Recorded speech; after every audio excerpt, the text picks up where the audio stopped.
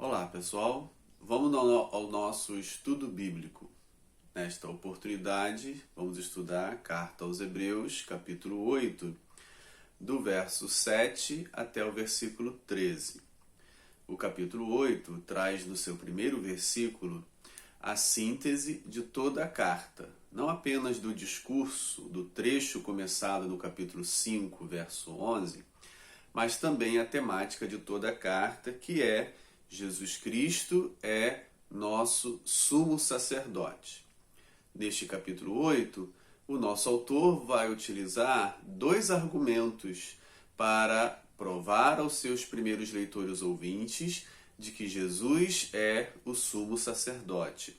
O primeiro argumento tem o seu caráter, tem o seu pano de fundo, as atividades históricas e terrenas do sacerdócio, desempenhada no Templo de Jerusalém, a qual, segundo a lei de Moisés, deveria ser exercido pela tribo de Levi, especificamente os descendentes de Arão.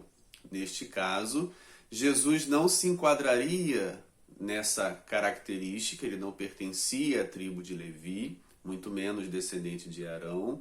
Então, a partir da lei, ele não poderia, no âmbito terreno e histórico, exercer o sumo sacerdócio.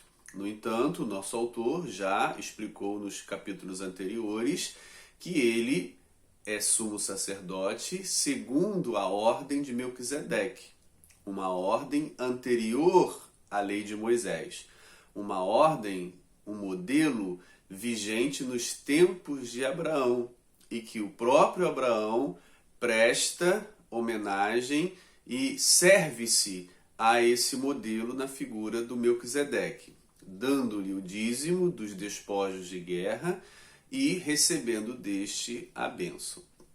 Então, no primeiro argumento, que vai dos versículos 2 ao 6, marcados pela inclusão ministro ou ministério no verso 2 e no verso 6, o nosso autor argumentou que existe um templo perfeito, ideal, nos céus, de onde Moisés copiou a tenda e, posteriormente, Salomão, o templo de Jerusalém.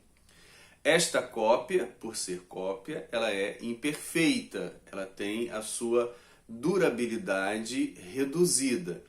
Mas o templo perfeito que está no céu, é neste templo que Jesus entrou e ali ele exerce a liturgia, ele é o chefe litúrgico dessa atividade sacerdotal nos céus. O nosso autor não nos diz quais são essas atividades, ele não entra nesse detalhe. Também não diz especificamente onde está esse templo no céu. No entanto, o seu argumento principal é que este templo perfeito existe, e é lá que Jesus, como sacerdote perfeito, exerce a liturgia perfeita. O segundo argumento começa no versículo 7 ao 13, que é objeto do nosso estudo neste vídeo. Neste segundo argumento, ele já utiliza a brevidade da lei prevista pelo profeta Jeremias. Encontramos entre os versos 8 e 12 uma das maiores citações do Antigo Testamento na carta aos Hebreus, igual a que encontramos no capítulo 3, versos 7 ao 11, a respeito do Salmo 95. Aqui, Jeremias 31 ao 34, temos então uma segunda grande citação do Antigo Testamento para provar o argumento do nosso autor. Esse argumento, a partir de Jeremias, que aquela aliança estabelecida por meio da lei de Moisés seria desfeita e viria no futuro de Jeremias, ou futuro próximo para ele, assim pensava provavelmente, ou no futuro longo, como nós agora entendemos, viria uma nova aliança. Essa imagem, esse argumento de uma nova aliança não é inédita na carta aos Hebreus, não é inaugurada por ele.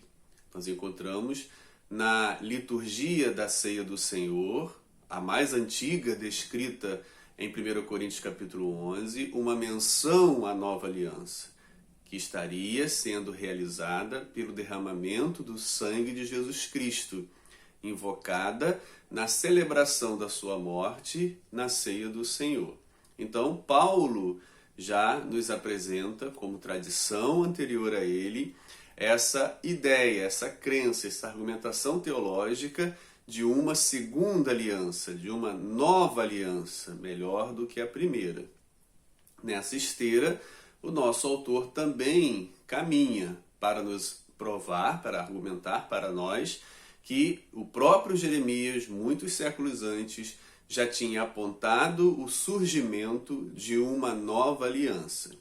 Ao fazer isso, o nosso autor não aponta a razão dessa necessidade de uma nova aliança em Deus ou numa imperfeição dessa nova aliança ou numa forma danosa ou negativa dela. Ao citar Jeremias, ele, seguindo a profecia de Jeremias, aponta que a necessidade dessa segunda aliança se dá pela infidelidade do povo. Não que Deus tivesse mudado ou resolvido fazer uma melhor porque a outra não era boa, mas por causa da infidelidade do povo. Isso que a gente vai observar na citação que ele faz aqui de Jeremias. Nós encontramos então esse bloco do 7 ao 13 marcado por uma inclusão, que é um instrumento literário muito utilizado na Bíblia, que marca início e fim de pensamento por meio da citação de uma palavra ou termo ou expressão e a repetição da mesma. E vimos isso entre os versos 2 e 6, ministério e ministro, e vemos entre os versos 7 e 13, que é a palavra primeira. Primeira aparece no verso 7, primeira aparece no verso 13. É claro que a palavra primeira se refere à primeira aliança. O nosso tradutor, pelo menos aqui, a Almeida Revista Atualizada, acrescenta a palavra aliança no verso 7, não acrescenta no verso 13, pois é desnecessária, pois já compreendemos que a palavra primeira se refere à aliança. Então diz assim o versículo 7. Porque se aquela primeira, aí ele completa, aliança, tivesse sido sem defeito, de maneira alguma estaria sendo buscado lugar para uma segunda. Ou seja, onde estaria o defeito? Onde estaria a limitação? Nós já percebemos nas explicações anteriores que um dos argumentos que ele utiliza para mostrar que ela se torna imperfeita é por causa do ser humano. Os sacerdotes eram imperfeitos, limitados, fracos, porque morriam e precisavam ser substituídos. Agora, nessa nova aliança perfeita, temos um sumo sacerdote que, ao morrer, ressuscita e continua o seu sacerdócio. Não recebeu de seu ancestral e não passou para seu descendente. Ele é sacerdote eterno. Então, a perfeição estaria na função de Jesus como sumo sacerdote para sempre, diferente dos sacerdotes levíticos. Também a perfeição se inclui a ideia também do lugar. O sacerdócio levítico exercia sua liturgia no lugar imitação do perfeito, uma cópia do perfeito. E Jesus, o nosso sumo sacerdote, realiza a liturgia no lugar ideal, perfeito, de onde se originou a cópia para o segundo.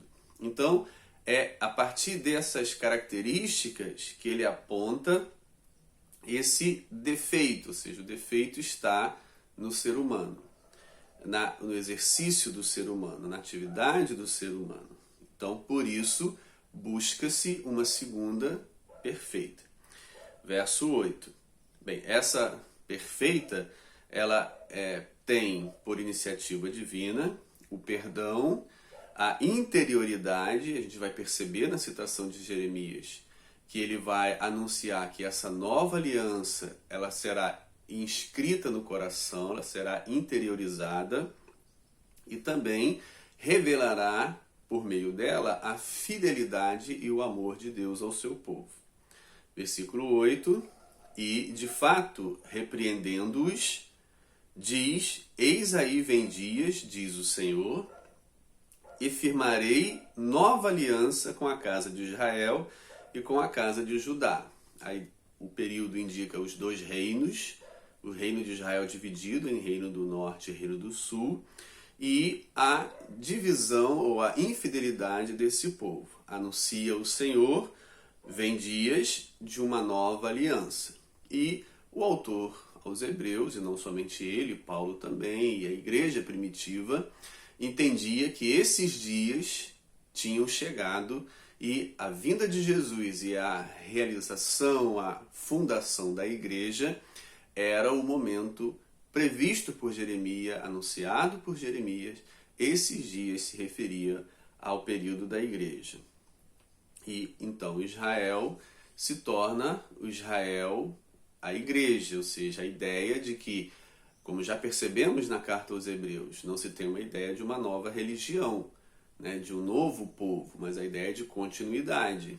A igreja agora é o Israel de Deus, um Israel não restrito etnicamente, né, pela carne, pelo sangue, pelos ritos étnicos que demonstravam a característica de um determinado povo, entre outros, mas sim um Israel que se refere a todos aqueles de qualquer povo, cultura, língua e nação, que por meio de Jesus é introduzido na família de Deus, no povo de Deus, no Israel de Deus. Então essa nova aliança com a casa de Israel é agora a casa de Israel, a igreja. Essa nova aliança não está restrita apenas a um grupo étnico, a uma etnia, a um povo específico que se identifica entre si culturalmente.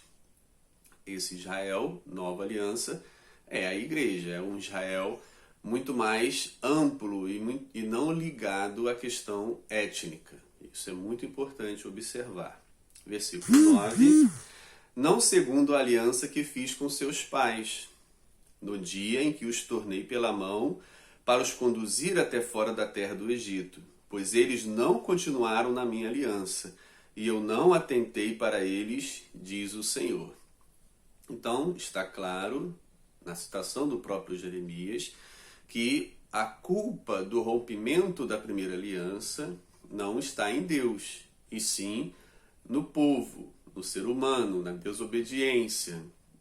E que Deus, por amor e fidelidade, faz uma segunda tentativa, faz uma nova aliança, tentando resgatar, por sua graça, se aproximar desse povo e abrindo esse povo a todas as nações. Então fica claro que a ruptura se dá por culpa do ser humano e não de Deus ou de certo defeito em Deus ao entregar a lei a Moisés. Verso 10. Porque esta é a aliança que firmarei com a casa de Israel. Mais uma vez, a expressão casa de Israel será compreendida na igreja, como o povo de Deus agora aberto a todos os povos, e não restritamente a uma etnia, a um país, a um território, a uma geografia, a uma característica cultural específica de um sangue, de um ancestral, de um patriarca. Está compreendendo como todos. Está muito claro isso, pelo menos na minha opinião. Porque esta é a aliança que firmarei com a casa de Israel, depois daqueles dias, diz o Senhor. Nas suas mentes imprimirei as minhas leis, também sobre os seus corações as inscreverei. E eu serei o seu Deus, e eles serão o meu povo. Bem, a novidade da segunda aliança está aqui apresentado porque ela será interiorizada.